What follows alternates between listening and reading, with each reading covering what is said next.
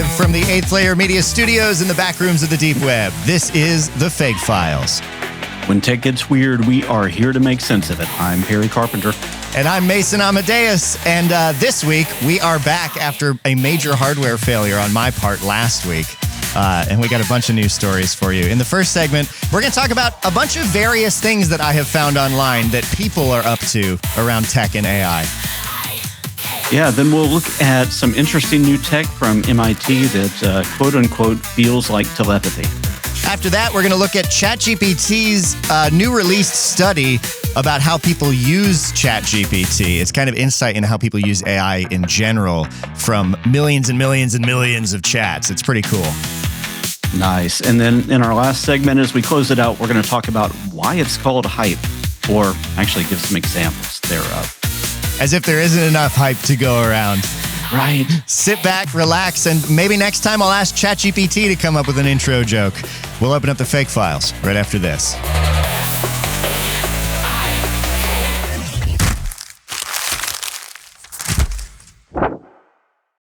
All right. So, for those of you watching on YouTube, you might have noticed that we have a bit of a facelift here on the FAIK Files. New layout that I have been troubleshooting and trying to put back together after my SSD died on me last week. So I ask you to bear with us for any visual glitches, and our audio listeners, I ask you to bear with us for any audio glitches, because the sort of entire thing has been recreated, and I didn't have a lot of time to test it. So we're just kind of running with our fingers crossed. And this segment is just sort of a bit of a grab bag. I have a couple of different topics. One, we'll start with the upsetting one, which is this video from Taylor Lorenz that I've seen this out in the wild, and I thought it was alarming, but I just kind of dismissed it as people being people. And then I saw Taylor Lorenz do a video about it, so I want to share hers.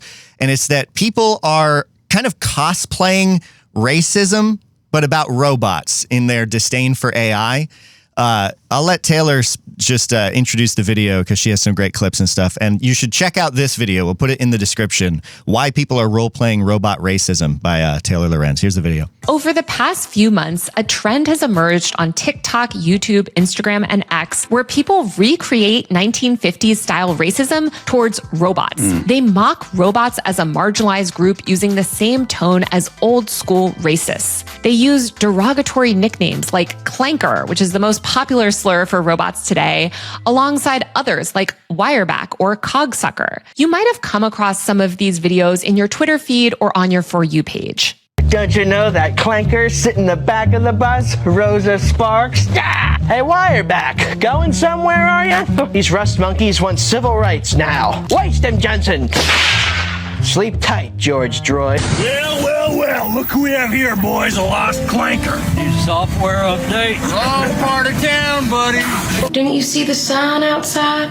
We don't serve clankers here. We only serve human food here, Wirebacks. Today, I want to dive into the growing phenomenon of robot racism, where people hurl slurs and bigotry towards robots and AI. A lot of people have said this is all just white people wanting to say slurs, and we will talk about that. We'll get into it, I promise. But I don't think that explanation really gets at what's happening here. I think that some of these videos are actually about something much deeper, and they reveal a lot about our cultural anxieties about AI, automation, and how race is deeply intertwined with technology and exploitation. Well, I'll just pause it there. The video is great. She goes into a lot more detail around that and talks about that. And I think she makes a lot of great points. She also talks about the history of the word robot, which actually comes from talking about drudgery and manual labor. That's my wife, Brooke, in the background. I won't just recap the entire Taylor Lorenz video, but I do want to talk about it a little bit because it's part of like the general backlash around AI, but this makes me pretty deeply uncomfortable.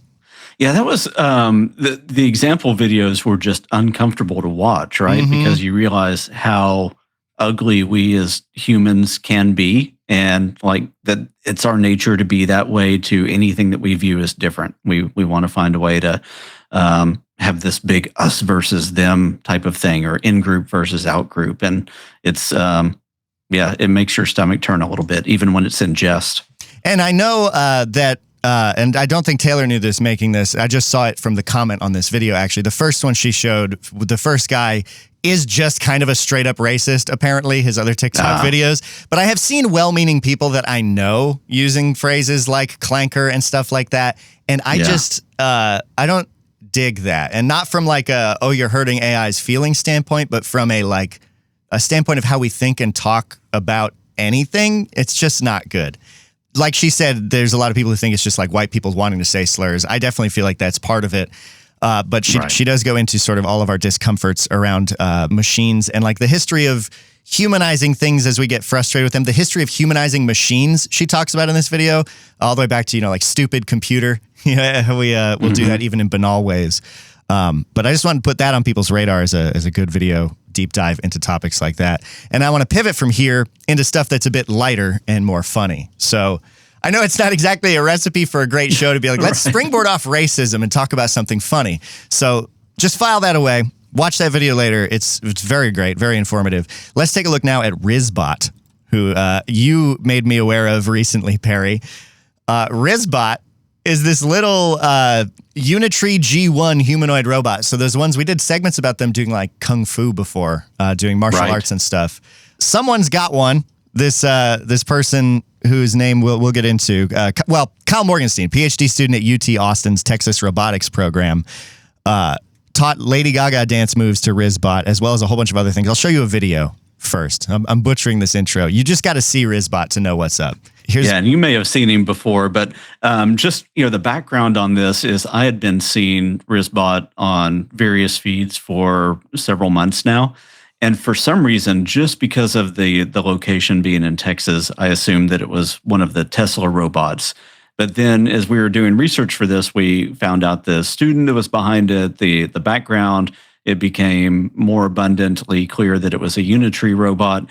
And then this video that you just landed on as you were doing your research really makes it clear, because the robot itself and the maker are definitely claiming that it's not one of Elon's flock of robots. Yeah, there is a sticker prominently on the front of him in this video that says "Not Elon's B word." So bear that in mind. So it's one of those little Unitree robots. It has a sort of hairy rainbow tutu on and rainbow arm sleeves and pride flags in this video. He dresses it up in all sorts of different stuff, but I'll just give you, this is Rizbot's vibe. He's walking up to someone on the street, and this is what happens.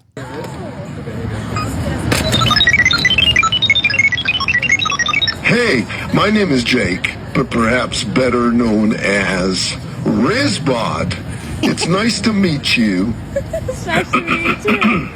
You know what's even hotter than your nose ring? Your entire face. Those tattoos on your arms, they're ink-sane, by the way. I see you rocking that tank top dress like it's going out of style. And trust me, it's not. Your smile's as wide as the ocean and just as beautiful.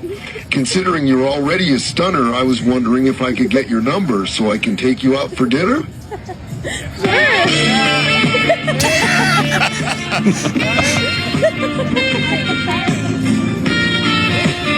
And now he starts sort of walking slowly forward and back. Rizbot has apparently two modes. He's got insults and he's got compliments. And that is Rizbot in full compliment mode. I think it's so funny. He's got like a cowboy hat on and stuff.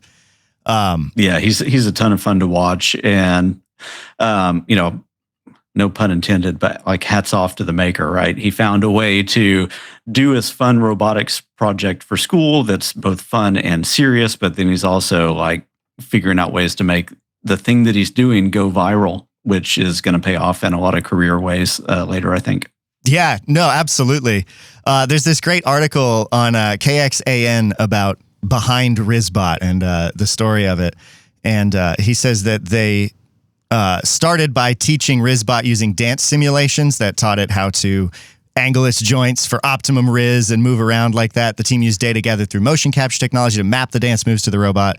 I'm pretty sure, like, it seems pretty obvious that there's like an LLM running to come up with the various Rizzy statements. Sounds very LLM-ish. Yeah, but this is super cool. It's another thing people have gotten up to. And in the last 2 minutes of this segment, the last thing that people have gotten up to doesn't have anything to do with AI, but I just think it's so delightful, I have to share it.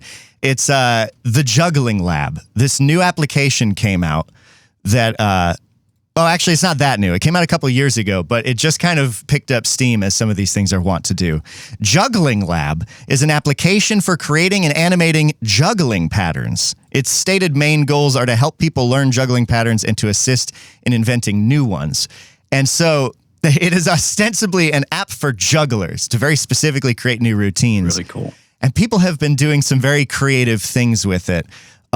Particularly this one has gone wild on Tumblr, and I'm showing on screen a couple different examples of some of the more ridiculous juggling patterns that people have created. This one is one that you should definitely watch if you are just listening, because these are delightful. You can set up these different simulated people and patterns of passing balls between hands and between people.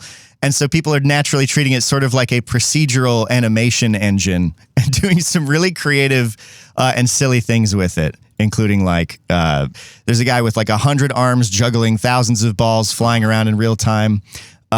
People have, done crazy things where it will juggle balls between separate posts. My favorite one, there's a lot of visual comedy. Inappropriate ones as well. Yeah, there are. There's a lot of visual comedy happening right now that may not translate as well to the podcast, but juggle posting has become my new subgenre of posts to scroll through. I'll link my favorite collection of them in the description.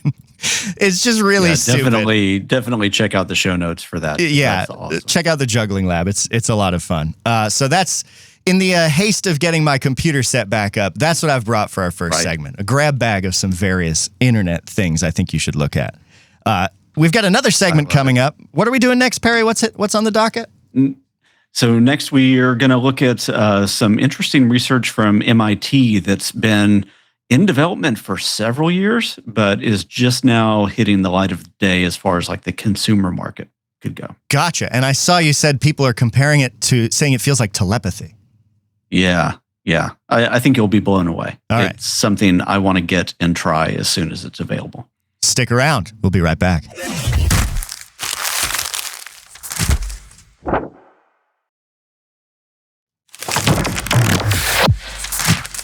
Okay, so one of the fun things about AI is we get to see this intersection, and I guess this is technology at whole, but we get to see this intersection between what people are trying to work on in the lab versus what they're trying to put out into the market versus what we've been talking about in sci-fi and maybe even dystopian shows forever. And I think you can look at the thing that I'm about to show you through several different lenses. Number one, it's just really freaking cool. Number two, you will immediately start wondering if the things that they're telling you about it are real or not, and legit. Does it do the thing that it says? But then it also, does it not do the things that it says it doesn't do? What? And you'll grab onto this in a second, because this feels like there's some interesting leakage that could come out if it's more sensitive than what they're letting on. With that tee up and hopefully a little bit of curiosity peaked, yeah, Perry, I'm gonna go over here. I have been oscillating between thinking that I might know what you're talking about like 6 different times, and I don't think I'm even close. No, I mean, I think it's just cool. And I think it's knowing enough about like the way that sub-vocalizations work. I think it's legit as far as what they're saying it does and doesn't do. But MIT's been working on this since 2018, from what I could tell. And there's this thing that they're productizing based on a project that they've called Alter Ego. And it says it's a non-invasive, wearable, peripheral neural interface that allows humans to converse in natural language with machines, artificial intelligence assistants, services, and other people without any voice, without opening their mouth, and without externally observable movements, simply by articulating words internally. Now we've seen some of this before, right? Because if you put on like a neural feedback band or something, there's immense amounts of control that people can have with those that are not like surface level visible for the person wearing it. Yeah. And we've seen versions of this as well, not near as impressive, but different versions that are helping like Alzheimer's, not Alzheimer's, sorry, ALS patients, like Lou Gehrig's disease patients, or people that have severe paralysis, be able to use communication boards and things like that to intuit what somebody is thinking based on like micro movement muscles in their jaw that they can't fully articulate, but it gets them there with another interface. But many times though, go ahead. But those it's more like picking from a menu as far as I understand with those, right? They're like navigating. Yeah. This is a lot of them are. Is this saying that you basically like sub vocalizations, like you mouth the words without like, just your tongue and teeth and inside of your closed lips, and this works off of that? Yeah, and I'm going to show you that in a second. And sometimes it's even less than that. It's the intention to do that can get picked up. So I'll read a little bit from the research page, and then we're going to jump over because earlier this year, about 2 weeks ago, I believe, they built the full product page for this, and they're going to bring it to market. So it says, the wearable system captures peripheral neural signals when internal speech articulators are voluntarily and neurologically activated. And the key word there is voluntarily, or volitionally, sorry, same thing, volitionally and neurologically activated during a user's internal articulation of words. So exactly what you were talking about. Interesting. This enables a user to transmit and receive streams of information to and from a computing device or any other person without any observable action, in discretion, and without unplugging the user from his or her environment, and without invading the user's privacy. That sounds really cool. Yeah. Sounds really sci-fi. These are all, if you're looking at the video, this is all from things during the research project, but I'm going to go over to the product page. If you go to alterego.io, for those just listening, it says interact at the speed of thought. Introducing Alter Ego, the first near telepathic interface designed to make technology as intuitive as using your inner voice. So those of us that kind of walk around all day, kind of maybe sub-vocalizing our thoughts, this is like really cool and really scary at the same time, because I do think, despite what they're saying in this, that there can be some leakage that's unintended. What they're getting at all the time, though, in this is that there's a different way that we think when we're thinking to ourselves than when we kind of articulate sub-vocally. And that is very, very true, though I do think that there's probably a decent amount of the population. It's kind of the people that when they're reading, they're also moving their mouth, that have a difficult time separating those two. Yeah. And that's not like it's not me like getting people's intelligence or anything else. I know that sounds like a really bad thing to say. Yeah, it's not a value judgment, but I mean, it's just like some people don't read with a voice in their head. Some people do. Some people, I can imagine the potential for leakage being pretty dangerous, though, because then you leak your own sort of personal thoughts without realizing. So that is definitely especially if you're sending that to another person at the same time. Oh God, I was like, this guy's a freaking idiot. Yeah, you're right. I'm already worried about like Siri accidentally calling someone if I mention their name, even if I'm saying something innocuous. I can't imagine having something that is listening to and I'm not a person who really sub-vocalizes. I'm pretty silent as far as when I'm alone. So I'm not worried about that for me personally, but I also don't know if I would ever get one of these things. This doesn't seem like I'm going to get one and try it out whenever it has it. Oh God, yeah. Please bring that on the show. I'd be so curious. This doesn't feel like it should be possible. Like this is really on the edge for me of feeling fictional. I've seen enough other things that are similar to it that I can definitely see the trajectory. I'm going to go ahead and play this real quick so you can get a feel for it. But I'm going to call your attention to a couple of things on the screen. Number one, you can see the guy that's in charge of the research. He's wearing the device. It's kind of tucked behind his ear. And if you go down to the corner, you can see this big, thick wire that's going off screen. That's like allowing that thing to hook up to whatever it's plugged into. So just out of frame, there's some big computer. It's not fully discrete and wireless yet, but it's getting there. Way better than the thing that you saw in the research preview. Look at this, there's like almost a 3D printed apparatus that's kind of touching the guy almost where his jugular would be. That's kind of wrapped just under his chin with another pad that's going just under his one side of his mouth and his lip. It's not that. They've really got it down to just the essentials, and it is almost like this bone conduction device that's tucked right behind the ear. That's fascinating because from what I understand about subvocal microphones, you typically do need to mount them on your throat to pick up vibrational movements and things like that. So this is interesting. And I think though, is you're talking like, is you're vocalizing and subvocalizing, if you put like the pad of your finger right behind your ear, kind of the lower part between your jaw and like your earlobe, you can feel there's a lot going on there.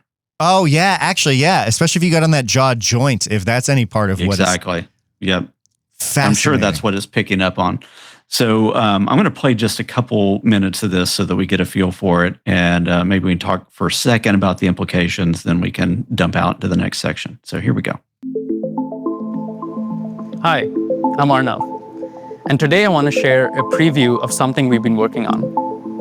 We believe it's a revolutionary breakthrough with the potential to change the way we interact with our technology, with one another, and with the world around us. The current way of interacting with computing and AI is limited to how fast you can tap and swipe on screens and keyboards. For the intelligence age, we need an entirely new interface, built from the ground up, something that feels like a natural extension of the human mind. To realize this, we had to invent something completely new. And today, we're introducing it. It's called alter ego, which to us means extension of the self. Alter ego gives you the power of telepathy, but only for the thoughts you want to share. With alter ego, you talk just like you normally would, but without making a sound, which unlocks private communication at the speed of thought. It works by passively detecting the subtlest signals your brain sends to your speech system when you decide to speak. It's entirely under your control and only picks up what you want to communicate. I'm actually wearing one right now. Let me show you how it works. So everything you're going to see behind me for this demo are the words alter ego can detect in real time. This is typically referred to as silent speech, but we've gone further. We invented a breakthrough technology we call silent sense. Silent sense is incredibly sensitive. It can pick up the full spectrum of speech, allowing you to speak as loudly or as quietly as you want. Let me show you how it works.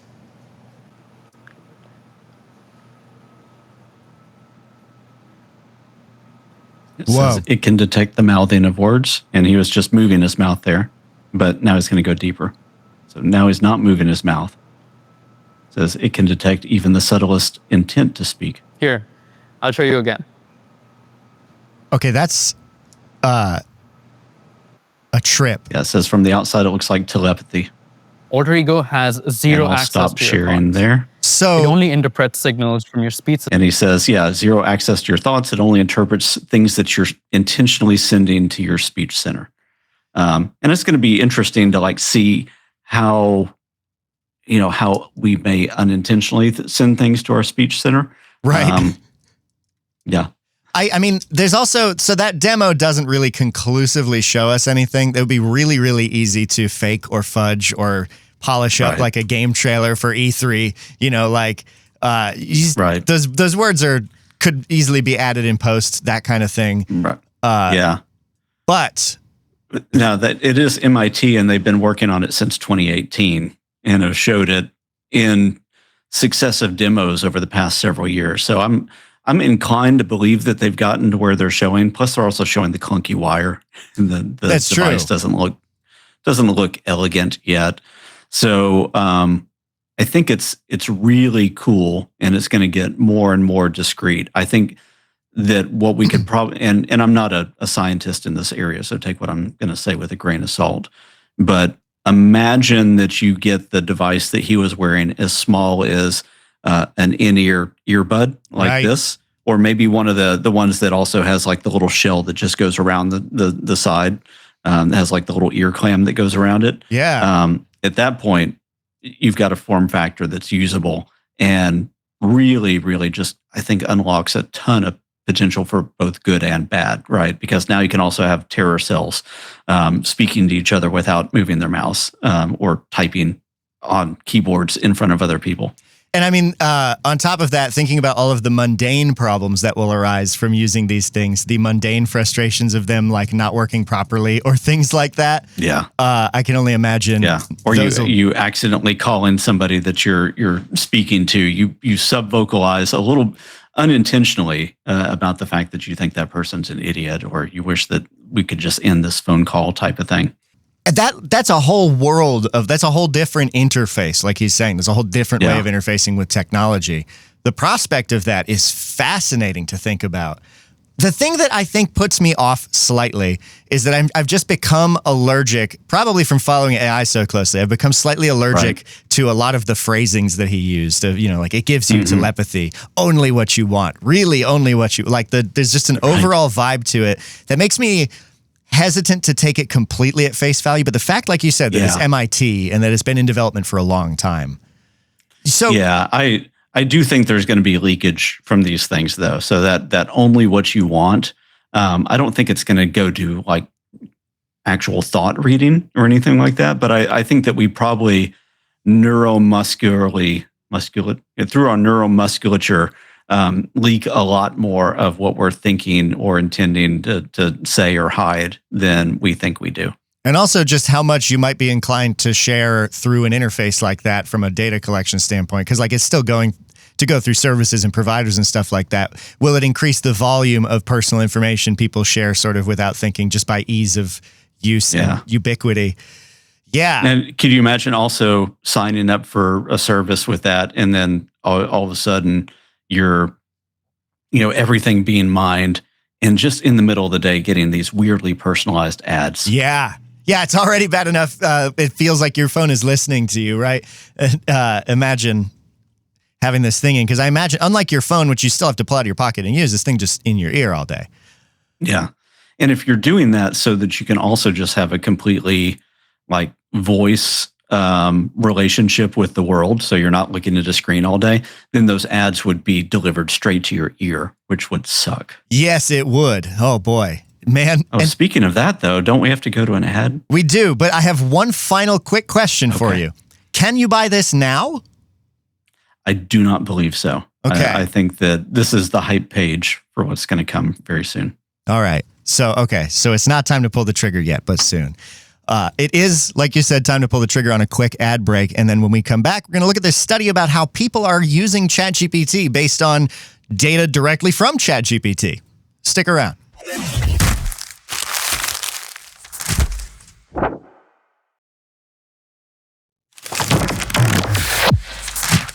So I'm always excited when we get an insight into the data that these big AI companies have, because boy, do they have a lot of different kinds of data about a lot of different kinds of things. I wish OpenAI would come out with a better data about their power use like Google Gemini did, because I'd really love more data points on that. But what we've gotten are some interesting data points on how people are using ChatGPT and the various things they use it for. This is the largest study to date of consumer ChatGPT usage from ChatGPT. They did this study in concert with some other people. We'll get to that. From their page, which of course we'll link in the show notes, we're releasing the largest study to date of how people are using ChatGPT, offering a first of its kind view into how this broadly democratized technology creates economic value through both increased productivity at work and personal benefit. Right off the bat, there is a big smell to this summary of like, see how good the product is. So just bear that in mind, waft that smell away, and just let's focus on the data as much as you can. I've tried to highlight the bits where there have mostly numbers. So the study is a National Bureau of Economic Research working paper by OpenAI's economic research team and Harvard economist David Deming, drawing on large-scale privacy-preserving analysis of 1.5 million conversations to track how consumer usage has evolved since ChatGPT's launch 3 years ago. Given the sample size and 700 million weekly active users of ChatGPT, this is the most comprehensive study of actual consumer use of AI ever released. That seems broadly true. And you can read the paper. They make that available. I have not looked at the paper yet because it's 64 pages. It's a lot to parse. So I plan I'm on pretty looking sure more that deeply at it. ChatGPT can summarize that for you. And that's probably also one of the use cases that they talk about. Probably, although I'll throw it in Gemini just to... Yeah, you should put it in Notebook LM. Yeah, exactly. Actually, that would be the place to do it. So looking at what they have pulled from the summary, they found that usage gaps are closing. So that they said as of mid-2025, ChatGPT's early gender gaps have narrowed dramatically, with adoption resembling the general adult population. In January 2024, among users, and I guess this is going by names, among users with names that could be classified as either masculine or feminine, 37% had typically feminine names. By July 2025, that share had risen to more than half, 52%. So for as much as you can go off of people's account names and their sign-up names, they seem to have noticed the gender gap closing somewhat. The thing I think that's interesting is what people are using it for. They said that consumer usage is largely about getting everyday tasks done. 3/4 of conversations focus on practical guidance, seeking information, and writing, with writing being the most common work task, while coding and self-expression remain niche activities. Which is odd to me because everyone I know who works in programming capacity has been really encouraged to use AI, but actually now that I say that, not specifically ChatGPT. So maybe that's... Yeah, it's more the Claude variants that people are defaulting to, though. From what I've been hearing, GPT-5 is surprisingly good at coding. So, and may have either caught up or slightly surpassed where the Claude ones are. But we'll see. I think people have a lot of faith in Claude, but the metrics over the past few weeks have been showing that Claude code has been being used quite a bit less. So they're probably trying the newfangled capabilities that OpenAI has. Interesting. I have not yet really messed with GPT-5 myself, so I have to do some testing on our end too. They say that they break down, they say patterns of use can also be thought of in terms of asking, doing, and expressing. So they found that about half of messages, 49%, are asking, which I'll just use their phrasing. It's funny. Asking, a growing and highly rated category that shows people value ChatGPT most as an advisor rather than only for task completion. Doing accounts for 40% of usage, including about 1/3 of use for work, which encompasses task-oriented interactions such as drafting text, planning, or programming, where the model's enlisted to generate outputs or complete practical work. And then expressing is only 11% of usage, which captures uses that are neither asking nor doing, usually involving personal reflection, exploration, and play. So that's probably role-playing, people using it for therapy uses, all of that kind of stuff. Makes up only 11% of its use, which I think is interesting because it is a productivity tool, ostensibly. Like the thing it excels at is pushing text around, right? Right. So... Right. That makes sense, but I would have thought that because of its general exposure, we would have seen a higher number in that expressing category. It's also where you hear all the big stories, you know? Yeah, and I wonder, though, and I've not looked at this study deep enough to know the answer off the top of my head, but if this is based on use of the chat interface or if this also includes the API. Yeah. Because I would assume that if you're also talking about the API, then there's some of those like role play and therapy and other services that are built on top of it. That's a very good point. And unfortunately, I don't have that. I didn't see that noted in this summary and hadn't looked through the full paper. I'm assuming they're talking about the chat interface. I would assume too. The next section talks about how use is evolving. They say ChatGPT's economic impact extends to both work and personal life. They found that approximately 30% of consumer usage is work-related, 70% is non-work. So even though it's mostly productivity, most of that is non-work stuff, which in some ways is interesting. In other ways, it's encouraging because like we've talked all the time about the issues of putting work stuff into OpenAI's things. And they say a lot of it's decision support, helping improve judgment and productivity in knowledge-intensive jobs. That kind of that tracks for how I tend to use it the most too, of like double-checking my own domain knowledge because I know enough to know when it's BSing me and just need to unfuzzify some borders of knowledge. And that's it for as far as the pull quotes from this. So the study paper itself probably has a wealth more information. If you could, just do a word search in there for API and see what comes up. Yeah, let's see if we get anything about the API usage. Here's something to pull from that. Here's a table. What are the topics of ChatGPT conversations? So they break down topics between writing, practical guidance, technical help, multimedia, seeking information, self-expression, and other/unknown. The three most common conversation topics are practical guidance, seeking information, and writing, accounting for 77% of all ChatGPT conversations. Writing has declined from 36% of all usage in July 2024 to 24% a year later, so less people are using it to write. Seeking information has gone up by about the same amount, 10% over the same period. I wonder if that has to do with people getting sick of like some of the repeated phrasing and things we've come to associate with AI. And GPT-5 is not as good a writer as like Claude. I mean, Claude, I think, has traditionally been one of the better writers too. But GPT-5 is not near as good of a writer as like 4.0 was. And I think that the reason for that is because there was a lot of synthetic data that was used in the training of 5. And so you're training AI on writing from AI, and you get in this like circling the drain mode where AI thinks good writing is what AI is spitting out. And then we're looking at it going, wait, but where's the creativity and the spark? And so you have to do a ton of extra prompting to get it to start to, sound like it has life again. So all of those tropes are reinforcing themselves. Yeah. It's like the replicative fading with Xeroxing the same sheet of paper over and over and over again. I think too that from using a little bit of inference in my own brain, not in the sense of AI, but in the sense of inferring things, I believe that this largely does exclude API usage because they say here, the share of technical help declined from 12% of all usage in 2024 to around 5% a year later. This may be because the use of LLMs for programming has grown very rapidly through the API outside of ChatGPT. So, I'm assuming when they say, and I would need to double check this to know if I'm right or not, but I'm assuming when OpenAI says ChatGPT right now, they're talking about the chat interface that's publicly available. And when they say like GPT 4.0 or GPT 5, they're talking about the broader use of that, maybe including ChatGPT, but also the API. I think you're exactly right. And I realized that as I was reading it, I was like, oh, their models aren't called ChatGPT 5.0. It's GPT 5, GPT 4.0. So the chat part of that does refer to the interface. Cool naming convention. Great job. Not confusing at all. Exactly. Exactly. It's interesting. I want to pour over this and probably bring it up next week. I'll probably print this out, have it on my coffee table, and like flip through it because yes, I'm that kind of dork. And maybe bring some insights from it that they didn't mention in the summary article to next week's article. But if you want to pour over it too, we'll throw that in the show notes. We'll switch gears and wrap up the show. Our final segment, Perry, I have forgotten what it is. What do you got coming up for us?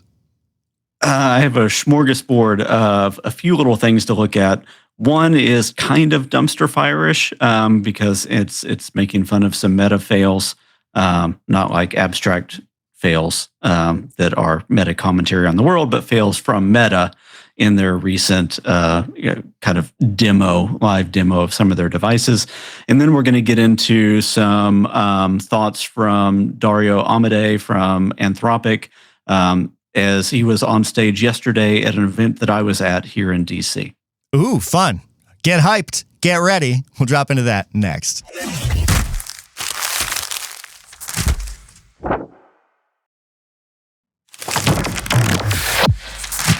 All right. And lastly, but not leastly, I've got a couple things to show.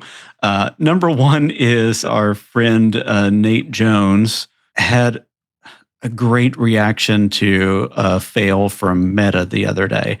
And this is primarily for those that are watching because his face during this is amazing.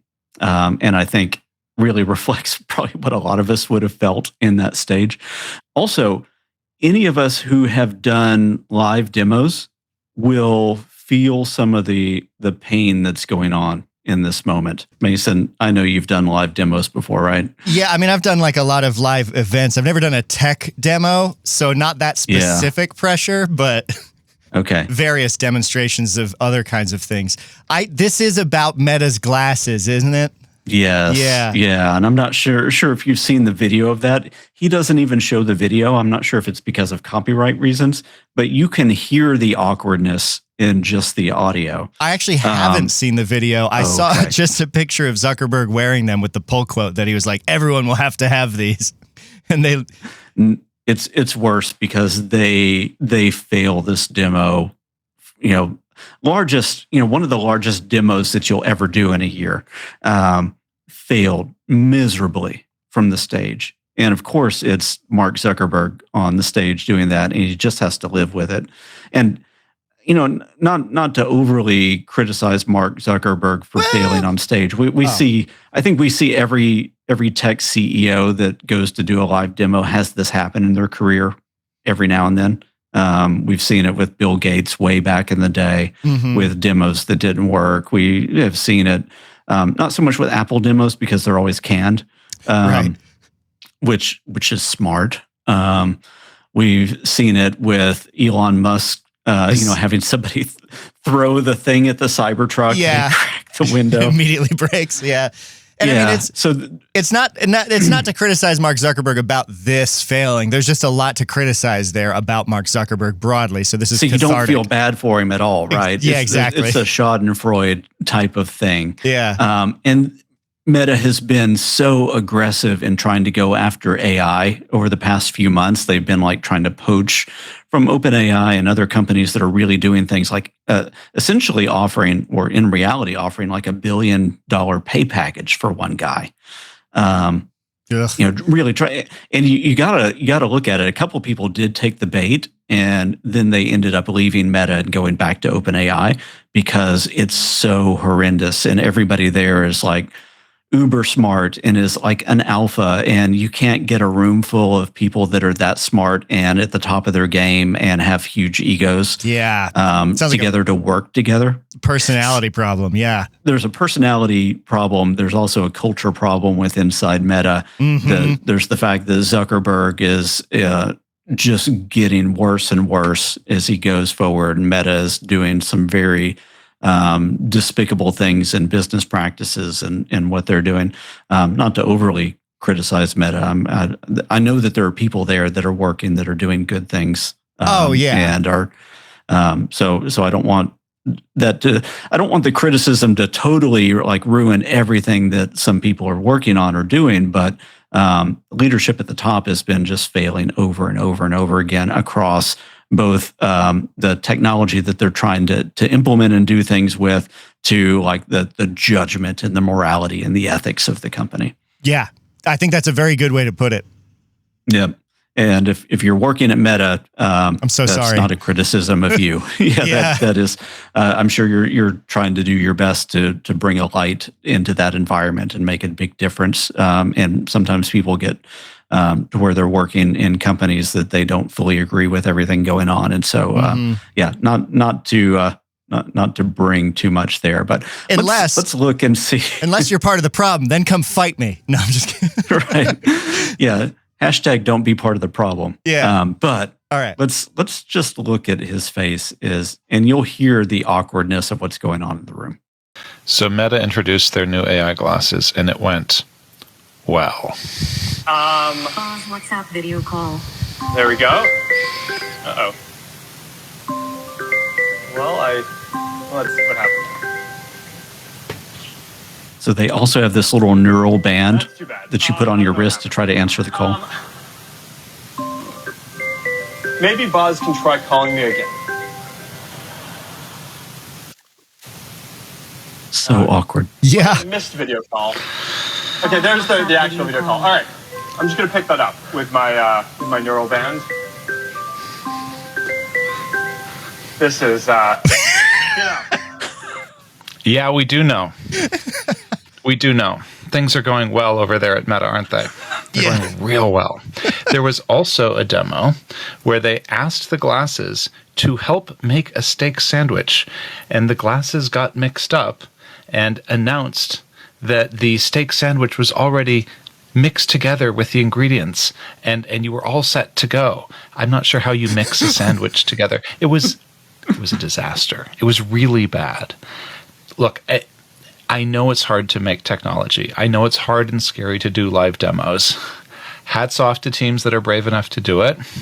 But we also get to chuckle a little bit when Meta does something like this, because they sure have spent a lot of money on AI, haven't they? Like a lot of money on AI. And this is what you get. So when people tell me that the future is around I'm going to pause it there for a second. He has some commentary for about a minute that's worth listening to. So I'm going to just go ahead and let this play. Sure. On the corner, and that we are soon going to lose our jobs because of AI. I want you to remember this. I want you to remember that it's not all perfect. In fact, most technology looks like this for a long time. Did you know that the number one measure of how successful and powerful AI is in the world is called METER. METR.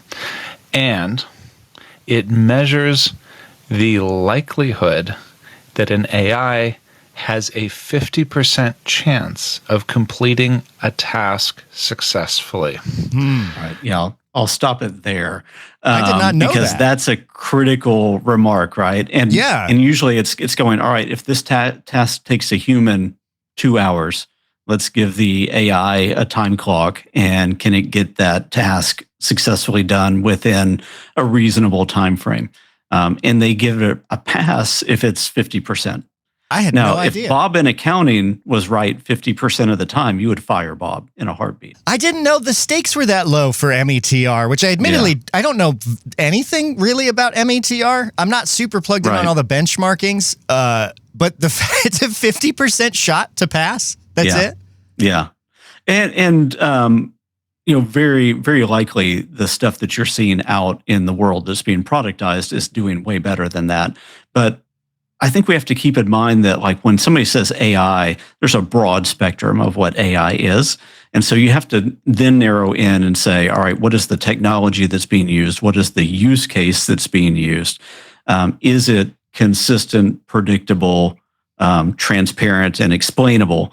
And only when it's all of those things, when it's a narrow use case, it's well understood, it's consistently producing results, it's predictable. So you know where it's going to do well and also where it's not going to do well. It's transparent, so you can see how and why it's working, and it's explainable, that you can consistently explain the results that are there. Only when you have those things do you have something that should be productized at a reasonable level, or relied upon at a deep level. I want to go to one other thing real quick. In this, so I was at the Axios Plus AI Summit in DC yesterday. I'm still there. That's why I'm in a hotel room. But they had Dario Amodei and Jack Clark from Anthropic on the stage for about 25 minutes, and it was a really good discussion. But at the end of that, there were a couple rapid fire questions. I'm going to let you hear two of those.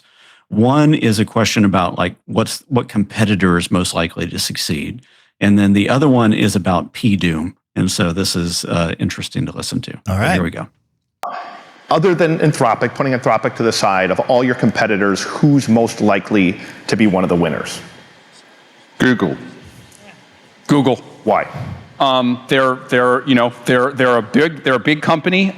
They have a lot of compute. They were doing AI research pretty much before anyone else. They were behind the original deep learning revolution. I used to work there for a year. I have a lot of respect for the kind of stuff they've done around, for example, AlphaFold, and starting to make progress with their models. They're a big company, and they've often been held back by that, and in some ways continue to be held back by that. But I think they're a formidable player, and people should take them seriously. And I have a lot of respect for what they've done on science, and in some ways I think they've been thoughtful about the technology.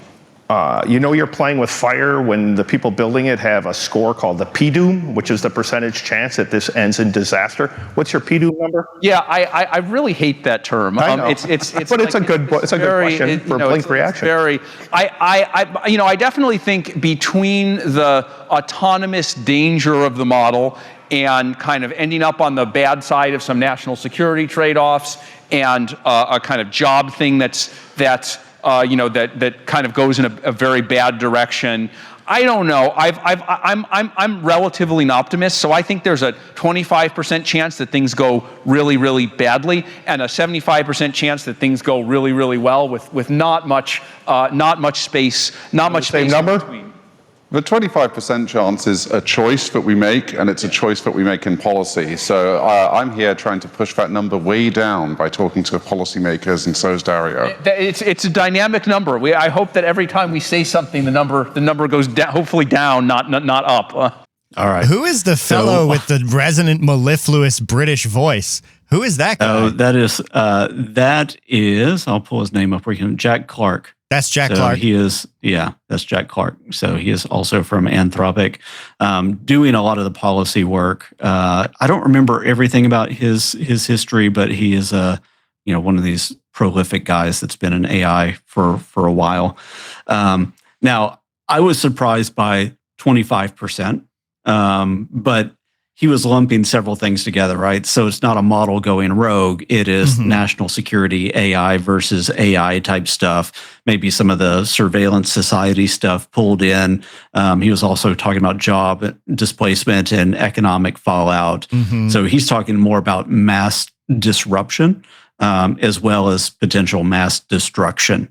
And I think that that's key to point out. And it's also, I think, like Jack was talking about, a lot of those come down to policy and things that are going on in DC and other areas around the world. I mean, I think my personal P-doom has come down, specifically the idea that a rogue model would be the thing. I feel like that is no longer something I consider as a very likely possibility. Yeah. I definitely think it's much more likely that humans, something people do that is not the result of a model autonomously doing anything, would be the cause for some kind of a doom that would be measured in P. Yeah.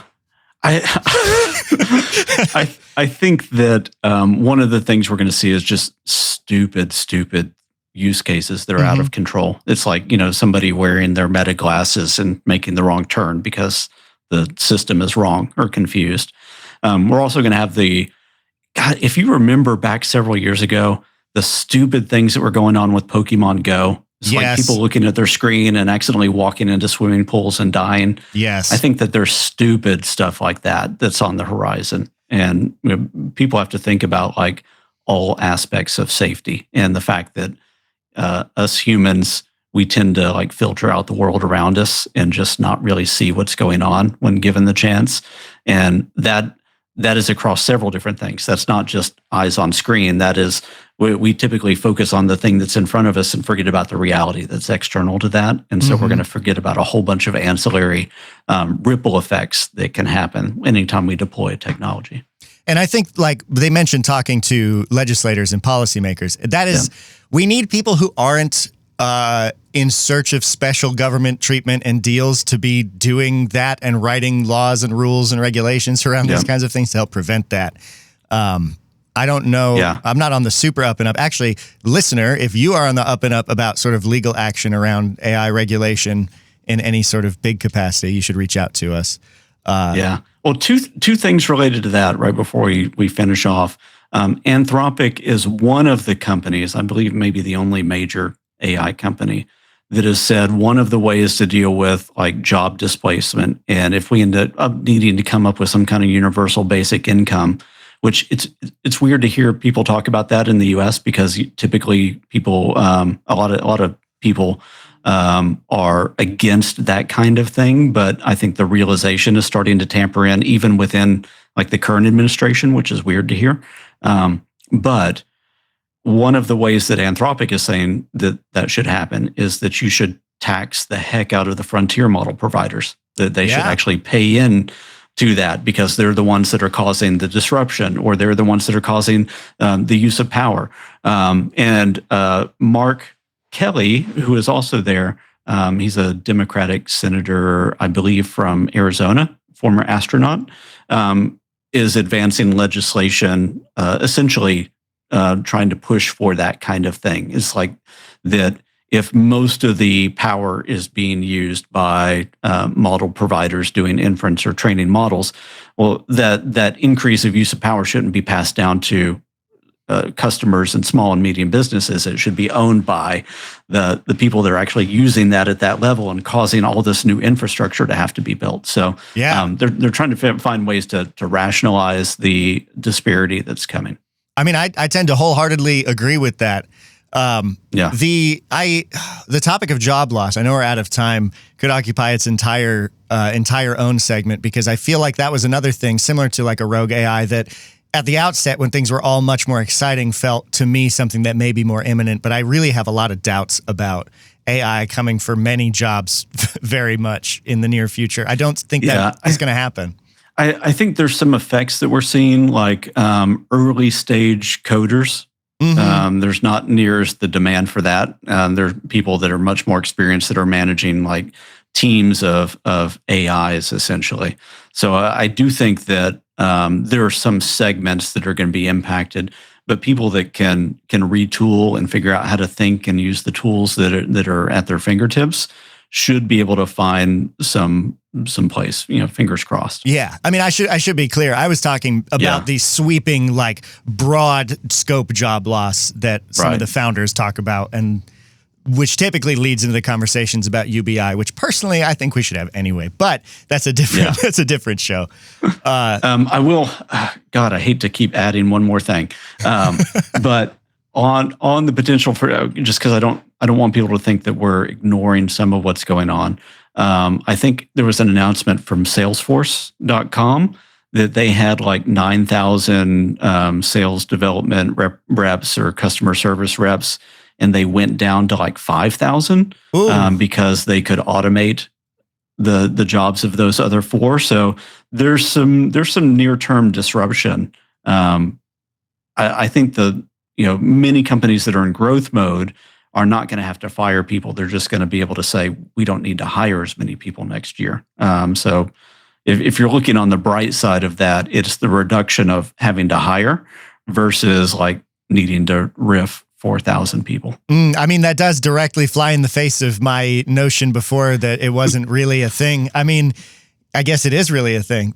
We should do a segment about it. I want to look into it more. Yeah, we should dive into it, because I think there's upsides and downsides in all these tools and technology, and the way that companies are trying to deal with the spot that we're in right now. I just feel like it's a universal constant at the moment that most of the companies that have pivoted to a big AI first thing, kind of their service quality drops significantly. Thinking of Duolingo.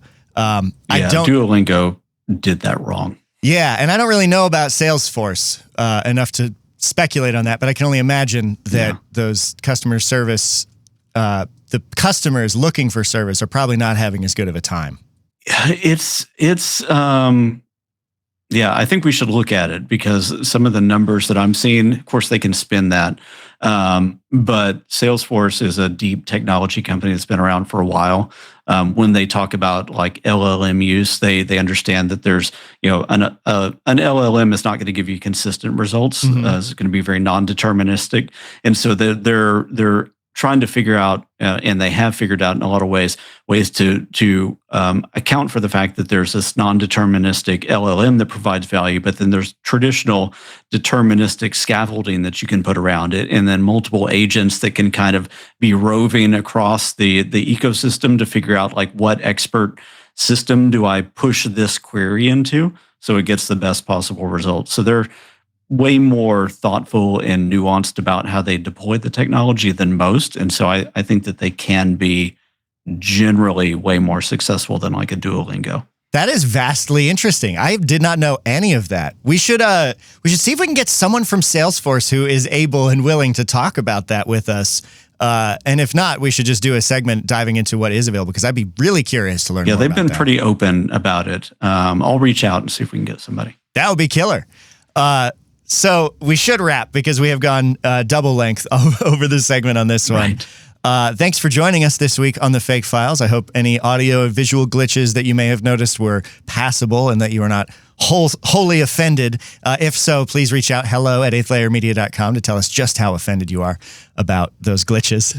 Otherwise, reach out, tell us something nice, share stories with us. Join our Discord. There is a link in the show notes. Someone on YouTube, who I should have written their name down to shout them out, pointed out that our link was wrong on YouTube for the Discord for all of our videos. So I meticulously went through and replaced it in almost all of them. I think like the past 100 videos. That had to be fun. Yeah, it was It was an afternoon. I just drank some tea, listened to a podcast, and copy pasted the right link in. But you should join that Discord using that freshly pasted link. Perry, you got anything to plug?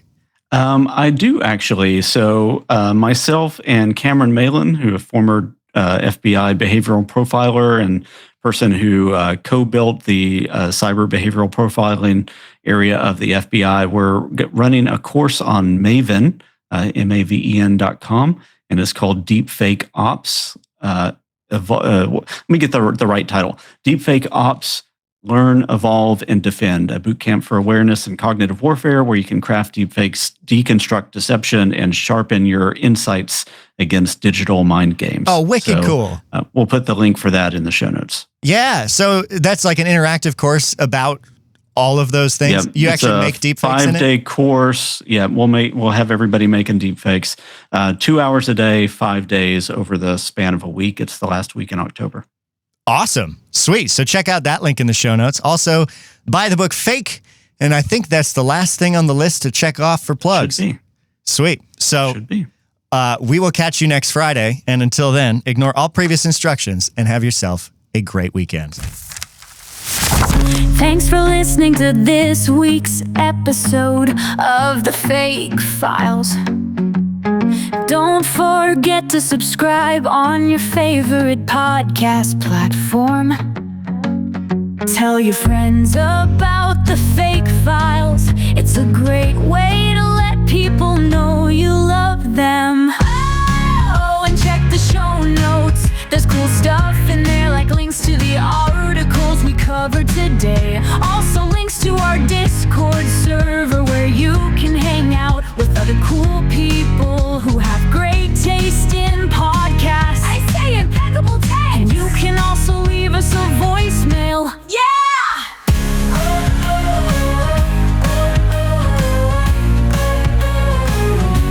So on behalf of Perry and Mason, thanks for listening.